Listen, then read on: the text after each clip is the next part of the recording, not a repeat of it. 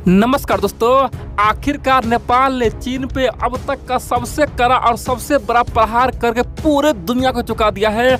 नेपाल में सरकार बदलते ही नेपाल का इतिहास अब बदलने वाला है। बड़ी बात तो यह है, नेपाल ने चीन पे धावा बोलने के लिए अपना एक टीम बनाया है। इतना ही नहीं, तिब्बत आज़ाद के लिए नेपाल अब मोर्चा खोलने वाला है। बहुत कुछ हुआ है और दोस्तों चीन का जो मीडिया है वो चिल्ला गया, बोल रहा है कि ये हमारे साथ नाइंसाफ़ी हुआ है, नेपाल धोखेबाज है। जिस नेपाल को हम आज से 6 महीना पहले, 1 साल पहले इतना पैसा दिए, नेपाल को हम पैसा दे दे के क्या क्या नहीं किए, वहाँ पे सड़कें बनाए, सब बेकार हो गया।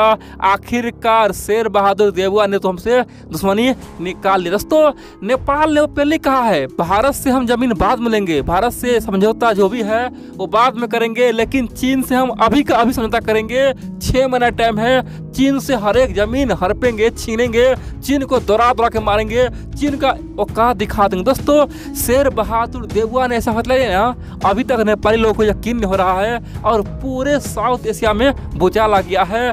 और इस एक रणनीति से चीन दोस्तों ताश की पत्ते की तरह ढह जाएगा।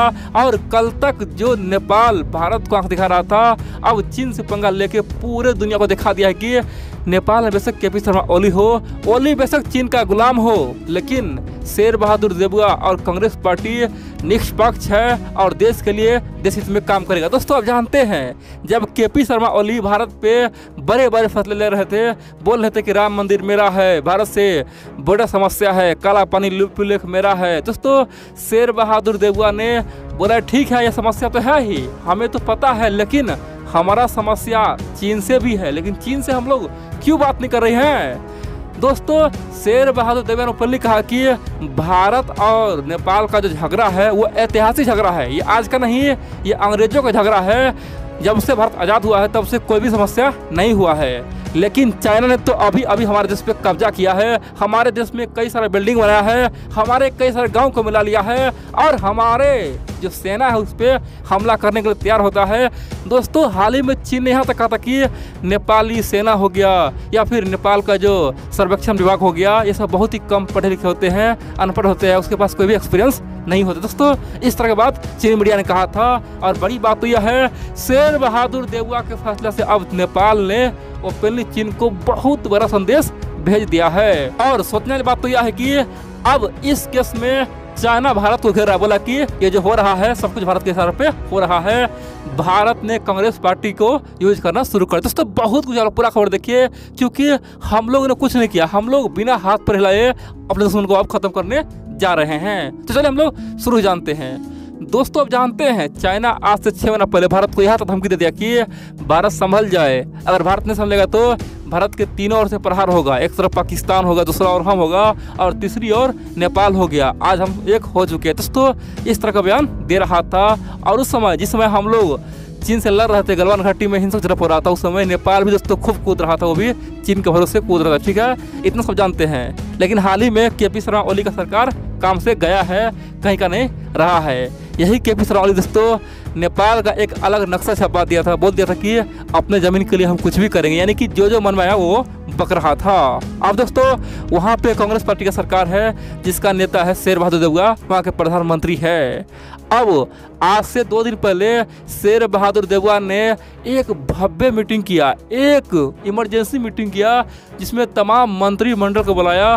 बोला देखो भाई ये जरूरी है, ये हम लोग के लिए बेहद अहम है, हम लोग का इतिहास अब बदलने वाला है। अगर यहाँ पे हम लोग चुप हो जाएंगे तो आने वाले समय में नेपाली लोग हमेशा भारतीयों को दोषी तो बोलेगा, साथ में चीनी को कभी नहीं बोलेगा, जबकि चीन असली दुश्मन है, असली दुश्मन चाइना ही है। भारत कभी भी हमसे कोई समस्या उत्पन्न नहीं किया है, चाहे झगड़ा काला पानी का हो, लिपू लेक का हो या फिर कुछ भी हो, ये झगड़ा तो ऐतिहासिक है, ये तो अंग्रेजों ने दिया है, भारत सरकार कभी कुछ किया क्या। दोस्तों ये बहुत बड़ी बात है, ये बात नेपाल सरकार बोला है और नेपाल की जनता आज बोल रहा है कि भारत से हमारा झगड़ा वो तो इतिहास का दिन है ना, भारत जब से आज़ाद हुआ तब से कोई झगड़ा, कोई समस्या आया ही नहीं है ज़मीन का।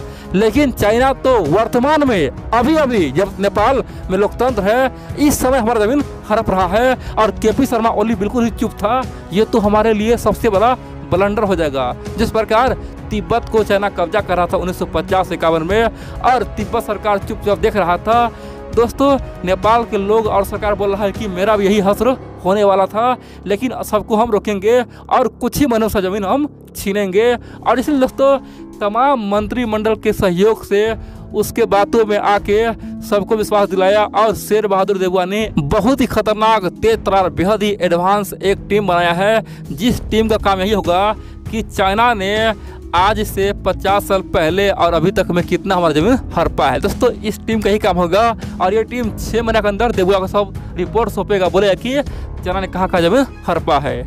आप लोग जानते हैं दोस्तों, आज से 1 साल पहले नेपाल के जो सर्वेक्षण विभाग है उन्होंने ओपनली कहा था कि चीन ने हमारा हजारों हेक्टेयर ज़मीन हड़प चुका है। उस समय चीन की बातों में दोस्तों कोई चीज़ में कुछ बोलने रहा था। बड़ी बात तो यह है कि केपी ओली बोला था कि ये सर्वेक्षण विभाग बहुत ही उल्टा है, कुछ नहीं वो जानता है। दोस्तों उस समय इन बातों को दबा दिया गया। उसके बाद पता क्या हुआ, आज से केवल 6 महीना पहले चीन ने नेपाल का एक रुई गांव है दोस्तों, रुई गांव को पूरी तरह से अपने मिला लिया, यानी कि एक गांव को ही कब्जा कर लिया। और जब नेपाली लोगों ने सवाल किया, कांग्रेस पार्टी ने सवाल किया, तो ओली बोला कि भाई ये लोग तो खुद ही मिल गए चीन में, हम क्या करें। नेपाली जब खुद ही मिलना चाहता है तो हम क्या करें, यानी कि अपना पल्ला झाड़ लिया। बड़ी बात तो यह दोस्तों यही नहीं है, आज से 3-4 महीना पहले चाइना ने ओपनली नेपाल के हुमला जिला में के नामखा गांव है, नामखा गांव में कम से कम 10 से 12 यानी कि 9 से अधिक इमारत वहाँ पे बड़े बड़े बिल्डिंग बना दिया, बड़े बड़े जो भी है घर बना दिया। और जब नेपाली सर्वेक्षण टीम पहुंचा, जब नेपाली आर्मी पहुंचा देख रेख करने के लिए, तो उस पर गोली चला दिया। बड़ी बात है, उस पर आंसू गैस छोड़ दिया और किसी को वहाँ पे जाने नहीं दिया। और चीनी मीडिया ने कहा कि ये मेरा ज़मीन है, यहाँ पे आओगे तो तुम लोग मारे जाओगे। तो इस तरह की बातें किया था, लेकिन फिर भी केपी ओली चुप था, बोला था कि हम देख रहे हैं। इसीलिए कांग्रेस पार्टी कहना है कि हम असलियत जानना चाहते हैं आखिरकार कितना हमारा ज़मीन हड़पा है और चीन से हम ज़मीन छीनेंगे, क्योंकि ये आज का दिन है। भारत का तो ऐतिहासिक भूल हुआ है, लेकिन हमसे ज़मीन चीन आज छीन रहा है, इसीलिए हम आज का आज फैसला लेने वाले हैं। यहाँ पे कोई ना तो अंग्रेज है ना कोई और है, ये तो कम्युनिस्ट पार्टी ऑफ चाइना का ही दिन है ना, जबकि भारत में तो अंग्रेज का दिन है जो भी हुआ है। दोस्तों बहुत बड़ी बात है, ये बात नेपाल के लोग आज बोल रहा है ना, नेपाल सरकार बोल रहा है ना, इसका मतलब यह है कि केपी शर्मा ओली को सब औकात दिखा रहा है, बोल रहा है कि तुम गरे हुए मुर्दे तो उखाड़ना जानते हो, लेकिन तुम्हारे आँख के सामने में एक आदमी को मारा जा रहा है और तुम चुपचाप देख रहे हो, कितना तुम नालायक हो। दोस्तों इतना ही नहीं, नेपाल में एक पत्रकार था जो चीन के खिलाफ खूब बोलता था दोस्तों, उसका भी हत्या कुछ दिन पहले हुआ था। कह सकते हैं कि आज जो भी चीन के लिए बोलता है उसका हत्या हो रहा है। और बड़ी बात तो यह है, जैसे ही कांग्रेस पार्टी ने ये बड़ा दौर चला है चीन को औकात दिखाने के लिए, अब नेपाल के जो कुछ कम्युनिस्ट पार्टी के लोग हैं वो बोल रहा है, अरे भाइयों ये कांग्रेस वाले एमसीसी पास करना चाहता है, एमसीसी से नेपाल बर्बाद हो जाएगा, एमसीसी से नेपाल पूरी तरह से बिक जाएगा। दोस्तों इस तरह की बातें कर रहा है, जबकि सच्चाई सब छुपा रहा है। जितना भी कम्युनिस्ट पार्टी का जो लोग है वो जानता है कि अगर ये पोल खुल गया कि चाइना ने हमारा हजारों हेक्टेयर जमीन अपनाया है, कब्जाया है, तो कम्युनिस्ट पार्टी फिर कभी नेपाल में जीत ही नहीं पाएगा, यानी कि आने वाले 100 साल तक नेपाल में कम्युनिस्ट का कहानी का खत्म हो जाएगा। इसलिए दोस्तों अब कम्युनिस्ट पार्टी ने एक भ्रांति अपनाना शुरू कर दिया है कि सबका ध्यान भटकाने के लिए, एमसीसी पास करने के लिए ये चीन का मुद्दा नेपाल सरकार उठा रहा है, और वो भी भारत के इशारों में। भारत कह रहा है वही कर रहा है। दोस्तों ये बात चीन बोल रहा है, बोला कि भारत भड़का रहा है और नेपाल के कांग्रेस पार्टी भड़क रहा है, आखिरकार हमारा क्या दोस्तों कुछ नहीं है, हम किसी की जमीन नहीं हर पाए। दोस्तों इस तरह की बातें हो रहा है, जबकि सच्चाई तो यह है 6 महीने में सबका पोल अब खुलने वाले हैं।